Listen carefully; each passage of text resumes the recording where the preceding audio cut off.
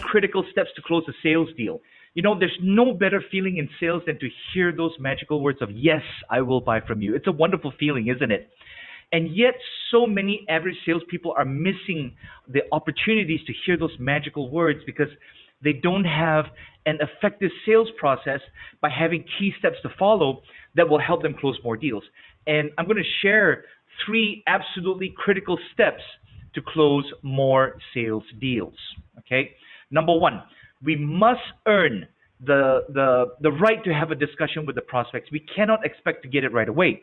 Lots of average salespeople are focused on qualifying prospects and asking lots of questions. Now, this is important, but they think that they can start a conversation with a prospect simply by saying things like, "Hey, I'd like to learn more about your challenges," or "I want to understand more about your business." Now, if you're a prospect and you receive a call from a salesperson that says, "I want to learn more about your business," what are you likely to say or think? For me, I would say, "Hey, no thanks. I don't want to get on the phone with you, and you want me to teach you more about my business." Okay, we must show the prospect that we're a true expert who can actually help them grow their business or solve a problem they're facing in their business. So that way, they want to tell us about their business because we're going to be able to help them improve one way or another. And the way we do this is by giving real value up front. And we need to show enough that will get the prospect to think, you know what? I want to have a conversation with this professional because they're sharing information with me that makes sense. And so a really important shift in effective selling is that we really do need to be giving some of that value early on. And so that comes in the form of, real, timely, relevant information. It could be data, it could be a pitch, but whatever it is, you want to demonstrate some real information early on in the sales conversation that will get the prospect to say, yes, this makes sense. We can share other challenges that we're seeing in their industry or a similar industry, and we can share case studies, we can share insight on their business, we can even do some kind of a complimentary audit of their business. If the deal is decent enough, it's totally worth it. Now, the whole purpose of sharing this insight is to simply engage the prospect in that conversation, but you must earn that conversation, particularly with higher level prospects. If you're dealing with a CEO, CIO, or a VP, I mean, come on, these people are busy, right? And they don't just want to hop on the phone with any kind of salesperson. They need to see value first, and that's where that's how we're gonna use that to engage them in that conversation. Now, number two, disqualify. Now, you've probably heard we as sales professionals, we should be qualifying prospects, right? Now, the problem with qualification is not, or qualifying prospects is not that it's bad. It really misses an important step. The goal is not to try to get someone to be a fit all the time, but instead to disqualify the people that are not a fit.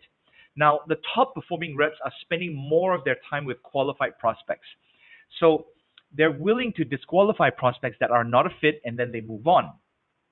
The goal is not to get everyone to be qualified, but instead to basically disqualify and then focus on the people that are truly a fit.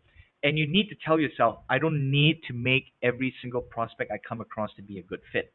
I'm going to let someone know if I don't think they're a fit. And if I do think they're a fit, then I will work to solve their challenges.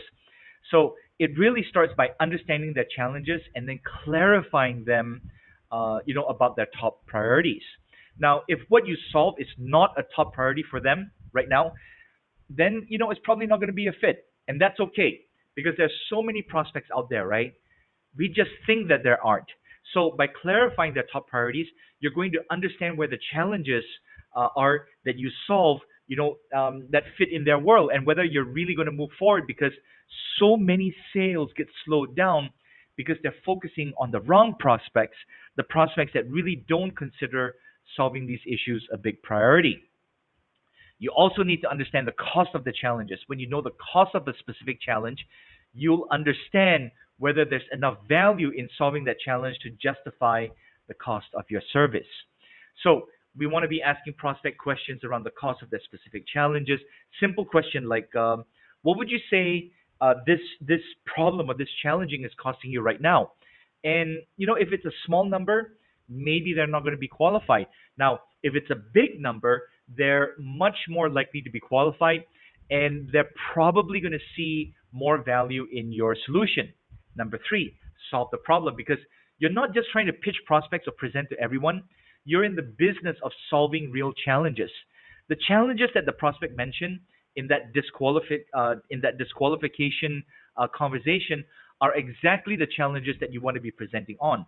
We only want to present the key challenges. Don't present other stuff. The other features or other benefits that your product or service has, forget about those for a minute and only focus on the challenges that they have mentioned, because you've probably been in a selling situation before when the sale was on a good track. So it might start something like, hey, you know what, we were recently working with a client who was dealing with these exact same types of challenges, and here's what we did. And so now you're using a story of how you fix another client's situation to demonstrate how you're going to help them. The prospect, okay, the good prospect cannot argue with the story because it's a true story. And so you use these case studies as a way to push yourself into the actual offering. What are you going to do for them?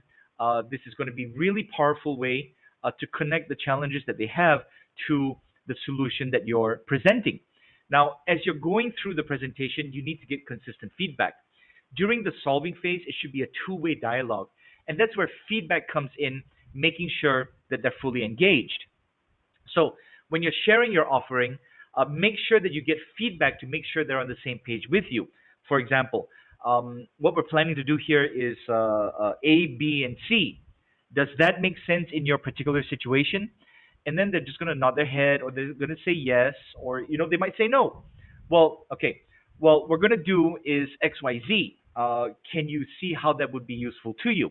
They're going to nod and say yes, because that's what getting feedback is about. Now, they say no, doesn't make sense. We also want to know it, right? We just want to make sure. We just want to make sure that it's not a one-way dialogue, or a one-way monologue where you just go talk and go on and and talk and talk. Now, with a two-way conversation, is push, pull, right? And you're using that engagement, right?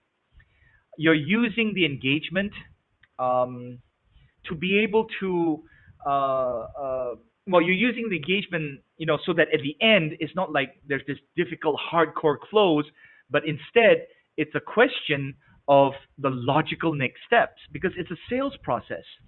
So these are the three absolutely critical steps to close the sales deal. Now, if you got some value from this, I would ask you a favor. Please like this video. It would really help our channel and the YouTube algorithm, and hit that subscribe button as well.